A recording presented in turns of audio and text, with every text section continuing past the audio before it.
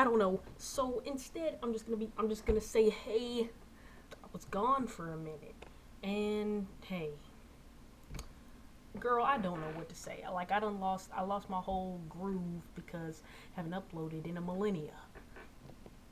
Let me make sure I didn't just hear the killer in my house. Anyway, it's too hot. It's 88 degrees. I'm not wearing a beanie. My head look crazy. Y'all are just gonna have to see that like that. So, anyway, the point of this, I'm doing a portfolio review because I know that when I was making my little portfolio type deals, I loved watching these little videos to try and see what it was I needed to do to optimize my chances of getting into colleges with the major I was trying to do. I don't know how loud this is gonna be. I'm gonna have this fan on. Hopefully it's not loud as 13 Suns, because anyway, let's get started. Let me be loud so that I can mess this up.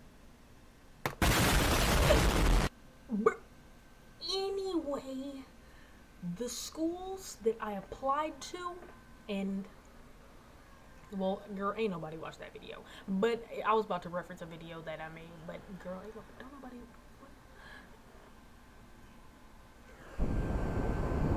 So I applied to the Maryland Institute College of Art, Otis College of Art and Design, Belmont University, and the Laguna College of Art and Design. Spoiler alert, I got into all four, but in the end, due to financial reasons, I chose Belmont. It was a much more it was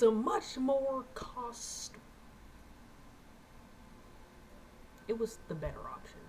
So, but honestly, in the future, low-key, I still would love to go to Laguna. I would have to reapply and under different standards and circumstances, but hey, you never know. You never know. The screen turned off. Making a portfolio, what I learned was you include your strongest pieces at the front and the end. And in the middle, you can throw in the ones that are kind of like, you want to aim to do all the ones that you think are like, these are the best, like these are the best, like I'm gonna only include these. But I mean, unless you don't suck. Like me, I had iffy ones in there. I should mention that I applied to all four schools as an illustration major, which also dictated how my portfolio looked. It's going to be different for each major depending on the school and the requirements for that. Like, I remember Micah didn't want a specific like illustration type deal. They just wanted to see what you could do, period. Next. Bow! So I hate the name of this. I don't know why I called it that. Kind of cringy, actually. I made this in 2025, but it's super fire to me. So anyway, this is a digital piece that for some reason I called Radiohead. I mean, I guess you can guess why. Where's the little red dot at? Yeah. You can guess why I did, because, you know, it's got a radio on its head. Honestly, and I'm finna tell the truth, hopefully ain't no schools watching right now, but like, well, hopefully they, I don't know. But I'm finna tell big time truth right now. Y'all, a lot of these pieces actually had no meaning to them whatsoever. Like, for instance, this one, I just made this for the heck of it. All of this right here, I'll be honest, straight yap. Like, what? Girl, I don't know. Let me read it to you, just in case you can't read. So, this piece was used in my AP art submission. Another thing, if you took an AP art class, girl, put that work in there. During that time, I was best friends with procrastination. Cornball. And one way I like to procrastinate is by listening to music and daydreaming. Truth. I wanted to make the point of the piece unclear or hard to see. No, you're lying. You're lying. At first, because a lot of the time people avoid things without realizing it. Okay, but that's not why you did that. That's why this piece has a broken game cover, radio call sign, and a QR code that doesn't work anymore. Well, actually, the QR code just I didn't know it wasn't gonna stop working. Like I thought it was like a lifelong like okay that's mine now. What she say?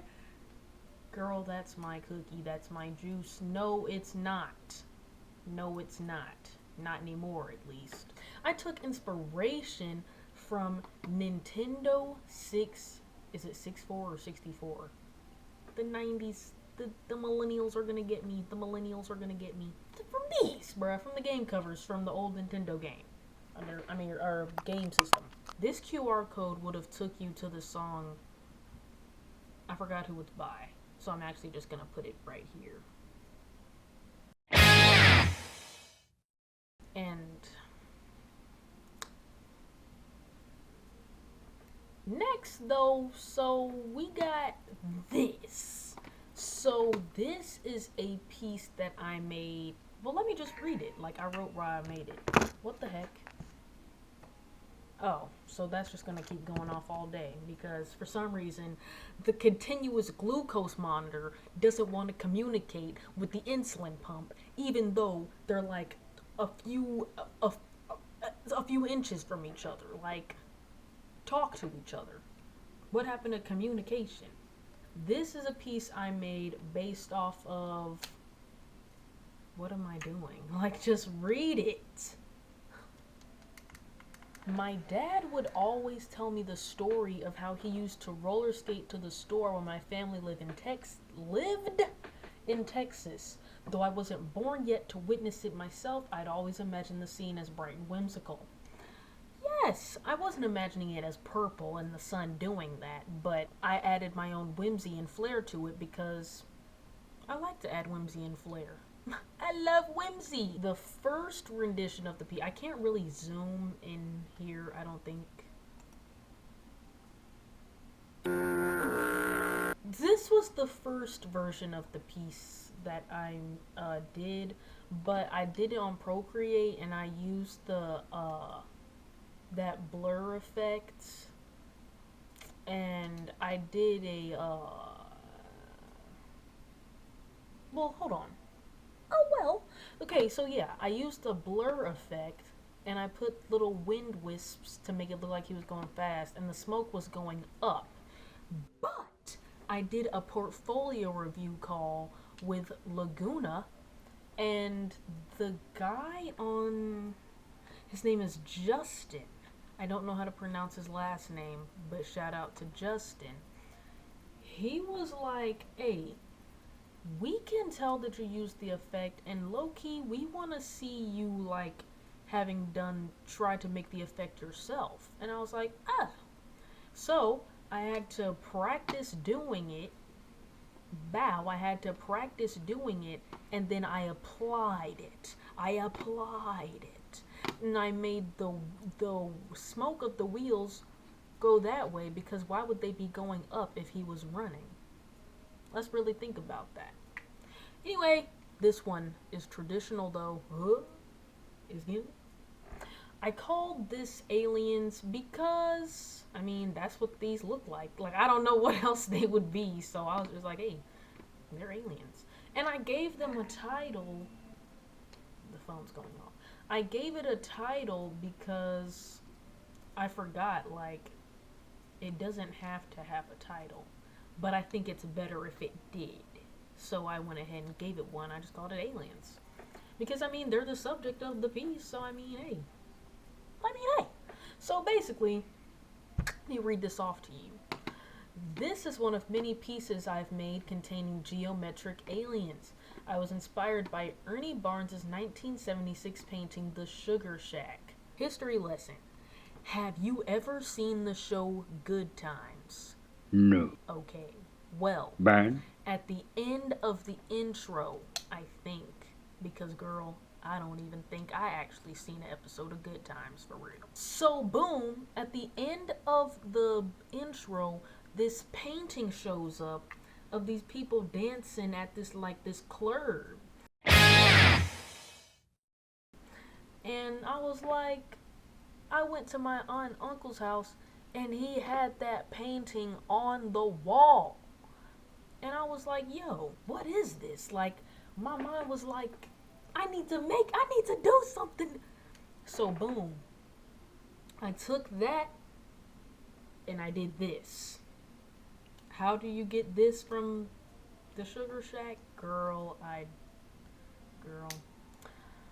yeah. This piece was my way of practicing coloring and adding more than one subject in the things I created. Truthful, I used to hate coloring. I used to hate coloring so bad. I was like, bruh, just shade it. Like, just shade it. It don't need no color. Yes, it does. Like, looking at this without focusing, like, if I look at the speaker head thing,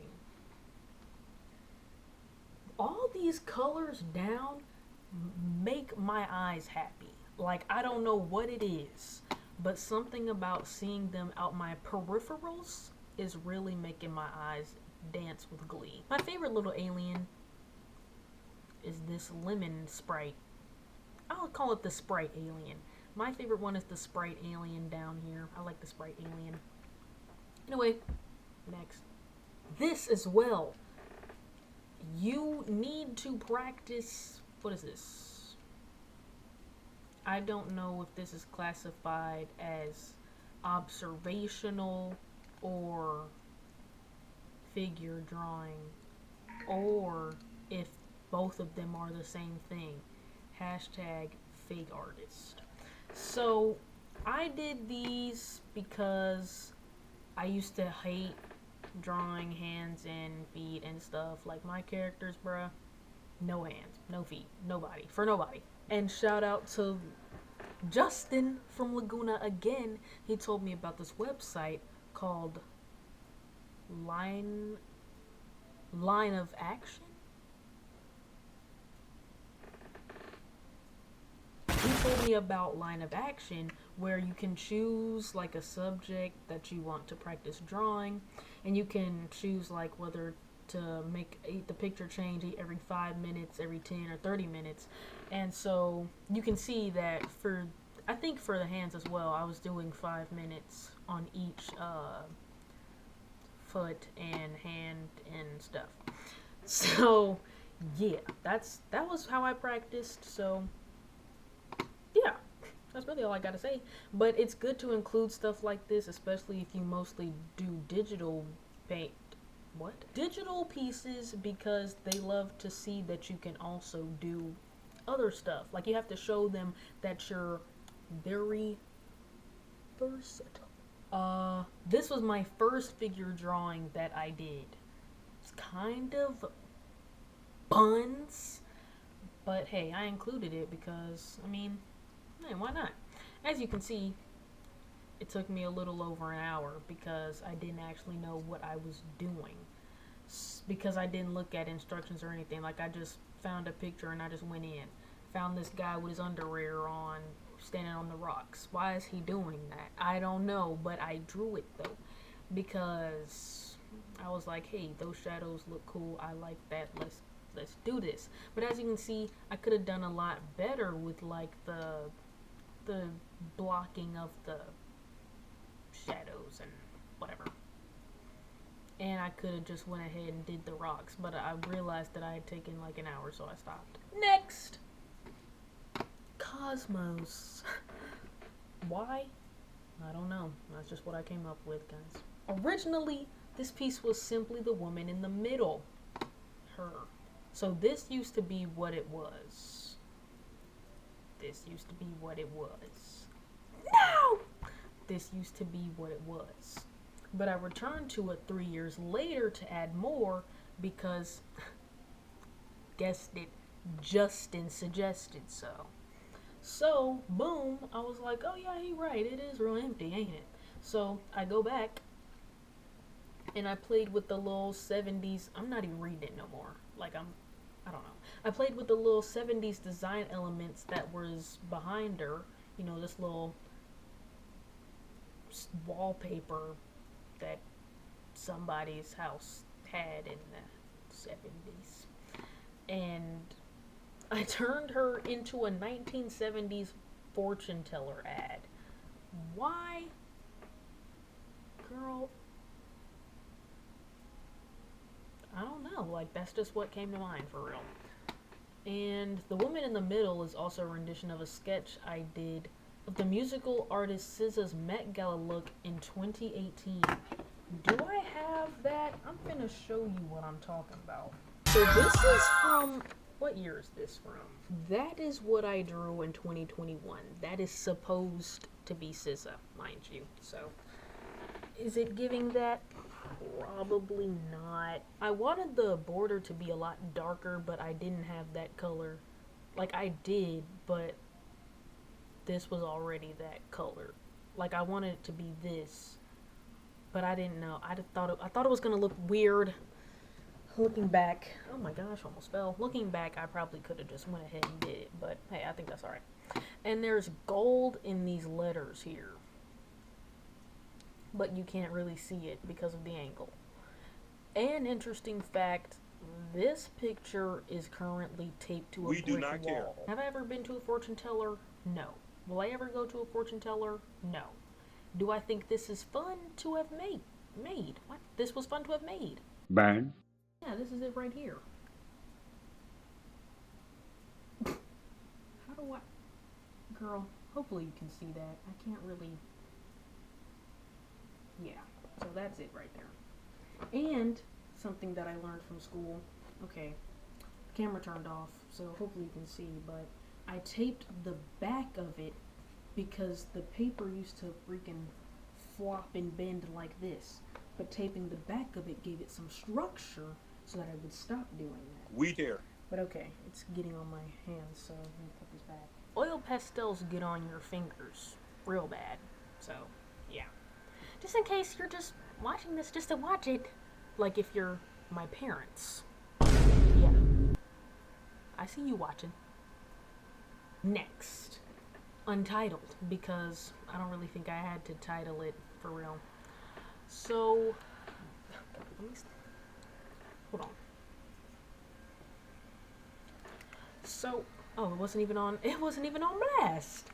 Anyway, this is something that I made all the way in 2023, which I was kind of bending the rules here. I think this is a little far back to be considered, but I think I got away with it. I probably won't ever do that again, but I needed to hit the mark of the amount of pieces that they needed. I was experimenting with realism, and while looking for something to study, I realized that I prefer sculptures rather than real people. Okay. Well, that's not the case anymore, because I actually have been practicing drawing real people, and girl, it's the same thing. I enjoy the sharp look of most of them and how they still have a fluid movement captured. Well, shout out to the sculptor for to the sculptor for doing that then. This is a sculpture called Undine Rising from the Fountain by Chauncey Bradley Ives, made in 1884. Now, Undine is actually super short. Let's see if we can get a picture of Undine going here.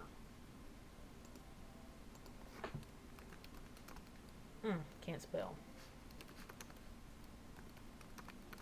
From the ashes. No, the fountain. Sister! I mean, just gonna keep on going off. Undine, yes! This is actually literally the picture. Girl, this is literally the picture that I used. Not that one. Back when I had Pinterest. I don't have Pinterest anymore, but it was this picture from this angle on Pinterest. But it's actually kind of short.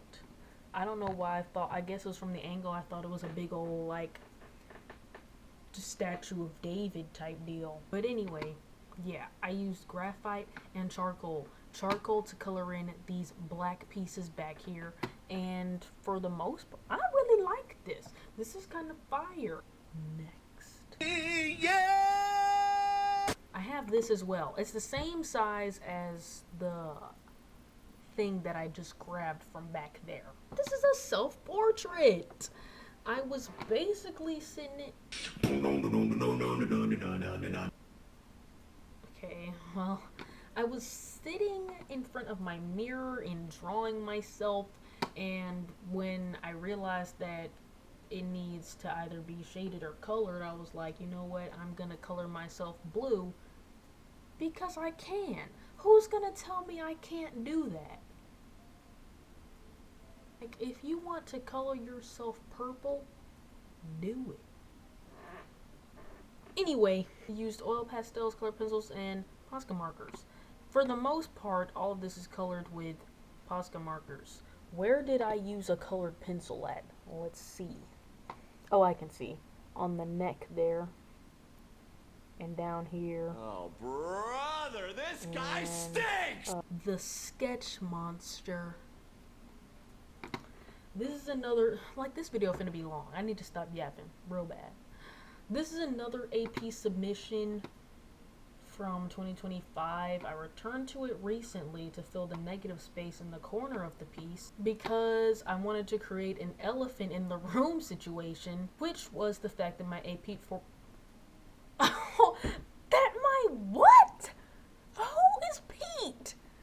Anyway, which is the fact that my AP portfolio had little to no pieces in it at the time. Girl, I mean, when are we gonna get over procrastinating? This video was supposed to be an ad happen, and it didn't. Yeah, I was talking to Justin again on the call, and he was like, there's a lot of negative space here. Maybe you could, like, make the monster kind of just hit that. And I was like, you know what, you're right. So I did it once, and I was like, okay, but it was kind of just like, I don't know, it looked kind of weird. So what I ended up doing was, and you can see this was originally the monster's head. It kind of gives, now that I'm looking at it, it kind of gives that monster from the back rooms. It's not even, okay, anyway. I'm getting delirious. Anyway, so yeah, I expanded it outwards this way, and then I was like, hey, let's have some tendrils coming down. Finna grab me. I am blue again, as you can see, but now I am a geometrical alien, and I am blue. So, and the sketch monster is getting me. And so basically my thought process, like, this was actually my intention. My thought process behind this was like a whole bunch of sketched out, like, this is basically, this whole monster is like graphite. This whole thing is like pencil sketch lines, and it's just doodled out everywhere, doodled out. And it's basically like I'm running from it, being like, actually, no, I don't feel like doing this. But the thing is, like, well, you better, because you need to do it. And I actually kind of like, even though this shows the different renditions it went through, I had to remember that word there. It shows, like, it kind of looks like it's growing and just growing and growing, which is a real thing. You keep avoiding stuff, y'all, it's just gonna keep growing and growing, and it's gonna get you. As you can see, I'm running. It already got me by my leg. Like, what? Guys, it's serious, for real. But anyway, yeah. So, hey. Amen. Next, party people. This doesn't have a story behind it because it really ain't supposed to mean nothing, for real.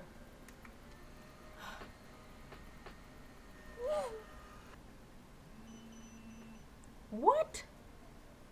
So I'm actually hot and sweating because my blood sugar is at 51. Oh my gosh. Okay, let me go grab a juice box. So,